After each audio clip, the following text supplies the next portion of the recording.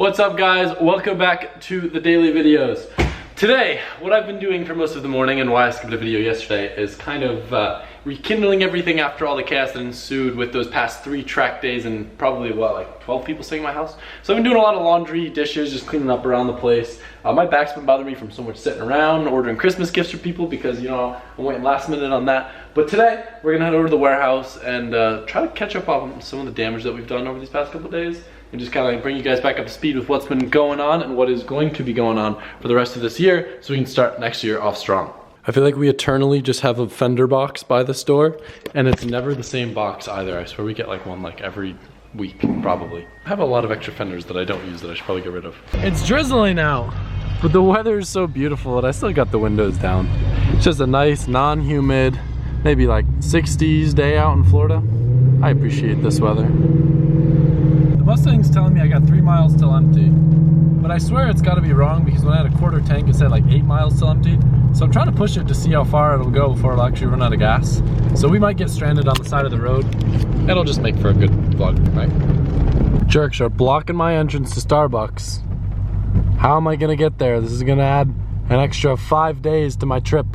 Turning into a traffic vlog. I don't know if it's because Christmas is right around the corner, people are getting out of work, but I had to turn around and almost go all the way back towards my house just to avoid traffic.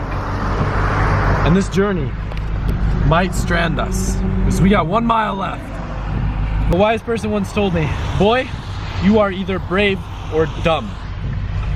And that couldn't be more true. We've got 0 miles left. I guess this will be the Mustang's final fate. We're not gonna drive slow either.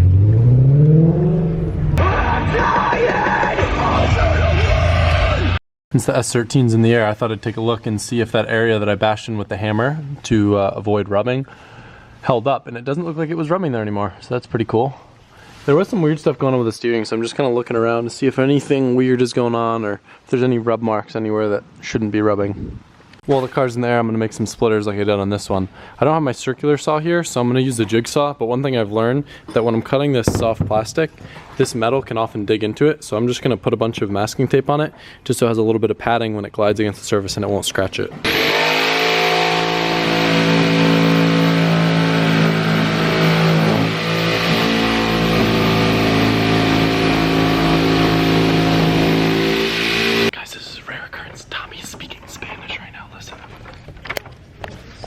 Entonces va a ser la segunda izquierda, so que no la primera, pero la segunda ahí donde se abre un poquito.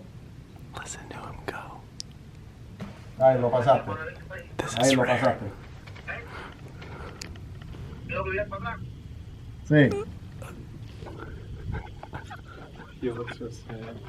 I've never seen this side of Tommy before.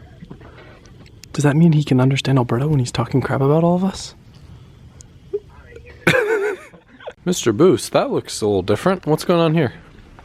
I'm swapping the axle ends because the one on your car is stripped, so I'm putting the other one. But I think that the spline over here is different on the one that you have than the one on the other. So I'm changing this part and putting it on the 350C axle. So let me see those threads because they didn't look too nice. Not at all. Oh wow. So what do you think caused that, Mr. Boost? I don't know, they know it's like probably cross-thread or something. Oh, wouldn't you know, Mr. Boost? So Mr. Boost, what? What do you mean I almost said no? Anyway, Mr. Boost is doing some axle surgery. You guys already saw this, but I'm bouncing back home, even though I've like gotten nothing done at the shop, just cut these 2 side splitters for the skirts. But I'm gonna head back to the house so I can go hop on that live stream and get a video out for you guys today, which was yesterday now. And yeah, we're gonna go bomb over. Tommy's gonna help answer the super chat questions since I can't see any of them on VR, and it should be some fun. My stupid self left my warehouse key at the warehouse since Alberto locked up last night. And I've been looking, we have actually those Ring cameras like I have here, the video doorbell cameras. They make security cameras as well, and we have some of them at the warehouse. And I've been looking on the app, trying to see when Alberto gets there since he's not texting me back. I don't know if his phone's dead or whatever, so I can head over to the warehouse and finish off today's video. In addition to Ring making neighborhoods safer with their video doorbells, as I just explained, they make really rad floodlight security cameras that are motion activated, and they even have solar powered ones that basically run off batteries and recharge themselves that have been super convenient. We have them all set up around the open house just to make sure everything's safe. And in addition to HD video, they also have two-way audio that's very cool, so you can like have a conversation with someone on the other end. But it's really rad having Ring as a sponsor. They make really great products and they've been extremely useful both at my house and at the new shop. It's really nice getting alerted on my phone so I know what's going on, where who is, and kind of being able to keep tabs on everything is very nice because there's always so much going on. As a subscriber, I have a special offer for you guys for a Ring starter kit. The link's gonna be down in the description, and it gets you a Ring video doorbell and one of their motion activated floodlight cameras, so you have everything you should need to be able to start building some awesome Ring security around your house. The link is in the description, or you can just go to ring.com/LZ. I'd like to give a massive thank you to Ring for sponsoring this video. It is greatly appreciated, and I think you guys will really enjoy the product that they have. So once again, it's just ring.com/LZ. Now we'll go grab some coffee. Come on. All right. Somebody's a little cold, huh? It's running on,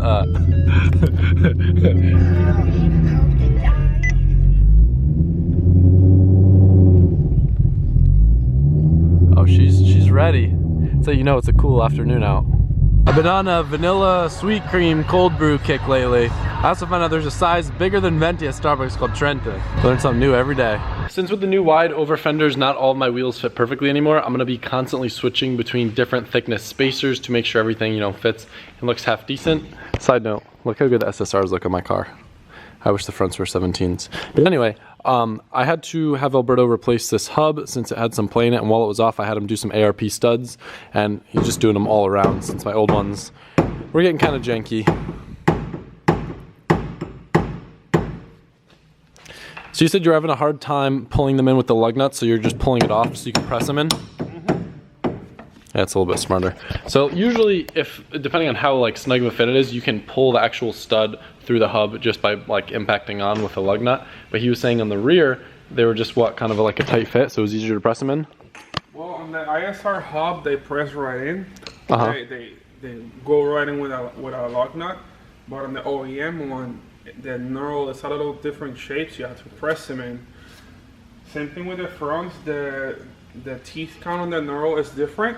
So it doesn't just like press in smooth, so you have to like press them in with a press to properly get them to go in all the way without damaging the threads in the process. So if the knurls are wrong, aren't those the wrong studs? Because isn't there two different types of knurls?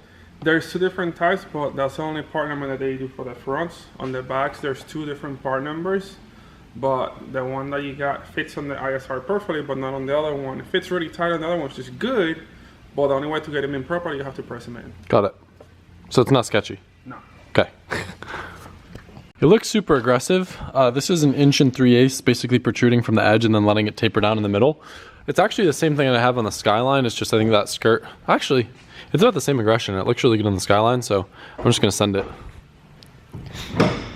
What I kind of did is I used some Gorilla Tape on the back and the front just to hold them so they're like kind of in the right position. And then what I'll do is use some, basically drill some holes and then just bolt it in the center and work my way outwards. Adam, I got the tires. Thanks, Alberto. What are you doing? What kind of workmanship is this? So we didn't have the little like rolly bench, and I was like, you know what? Everybody's always obsessing over all these white glove mechanics. I'm gonna be a leather chair mechanic. And I see you got a little confetti all over you, so you're drilling fiberglass on top of you with no safety glasses. Dude, I've never been so comfortable. What are you doing? How? You're not gonna be very comfortable at all, but look all the fiberglass you got on top of you. I gotta film another video after this, and they can't know it's the same day, so I'm gonna need some new clothes. Well, I mean, you got a whole warehouse full of clothes in there, so you should be good. Poppy. You're not wrong. You're gonna have to start selling pants now. While I'm finishing up the side split on the other side, Alberto's doing a quick bolt check. Sure enough, what do you know? Loose axles again. You gotta stop loosening your axles. Why do I do that? Maybe I'm just testing you. Maybe I come in here late at night and I loosen them just to see if you'll catch it. This car really needs some TLC underneath. Look at me, the snowflake. I don't know if I give you guys a full update on everything that did actually break. On the S13, that car's all good now with the new hub. The BMW had a broken axle, and PSI is going to be changing that probably today or tomorrow, so that car should be back on the road soon. Luckily it wasn't the diff. Skyline, it was indeed the diff that broke. We've got a Z32 diff, and we're going to use some parts from the Z32 diff to kind of like Frankenstein the diff back together. Alberta's in the background making an Allen wrench because we don't have the right one to tighten the axles in the S13.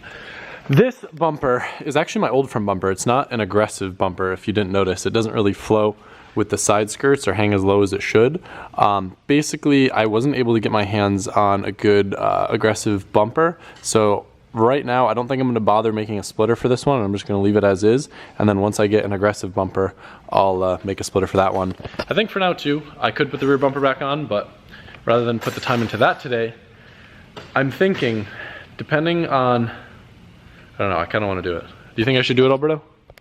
Today? Do you even know what I'm talking about? No. Oh, why are you asking today? By the way, look at this.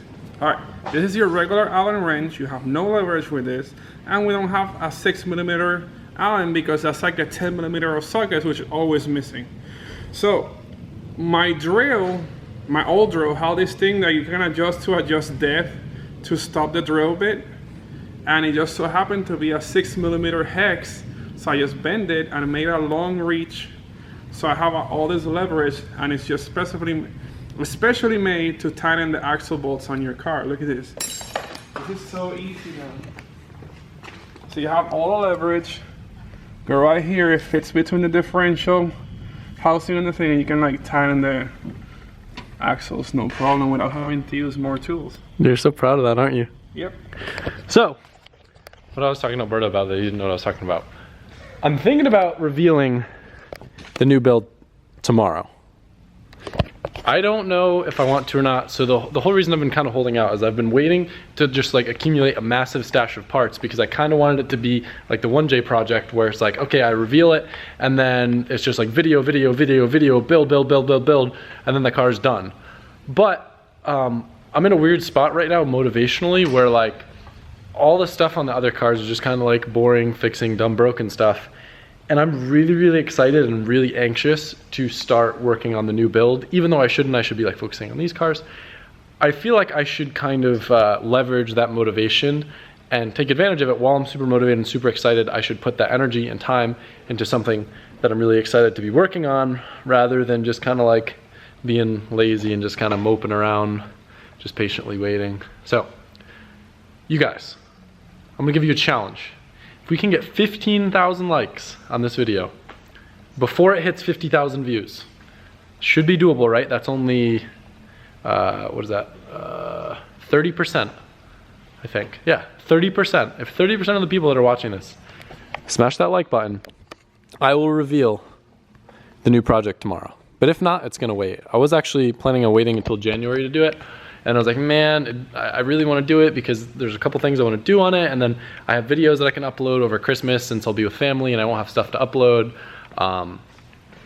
So that's kind of the idea. If we end up revealing this, I'm going to put some work into it. And then we'll have some videos on the new project going up around Christmas time. Alberto, do you like the new build? Yeah, I think we're going to do oval racing with it, right? Oval racing? Yeah. Isn't that what it is? What? Isn't that a NASCAR? I wish. That'd be cool, huh? Well, I thought it was a NASCAR this whole time. Or is it? It is a NASCAR. How do you say NASCAR or NASCAR car? You know that's how they came up with the name for the series. What? One homie to the other homie was just like, yo, that's a NASCAR. Dad joke. Where did the A come from? It's supposed to be N-I-C-E. No, it's a NASCAR, brother. It's a NASCAR. It's a NASCAR you got there. Let's go look outside. That car's nasty. That car's nasty. That's a nasty car. Is that like an FD car but with some NAS in it? Nasty car? Alright, we're going on a tangent. Anyway guys, kind of just like getting back up to speed with everything in this video, but let's make this happen. I want to start working on that. I'm excited. I'm really excited. Really excited. Really excited. Really excited. Okay. I'll see you guys tomorrow.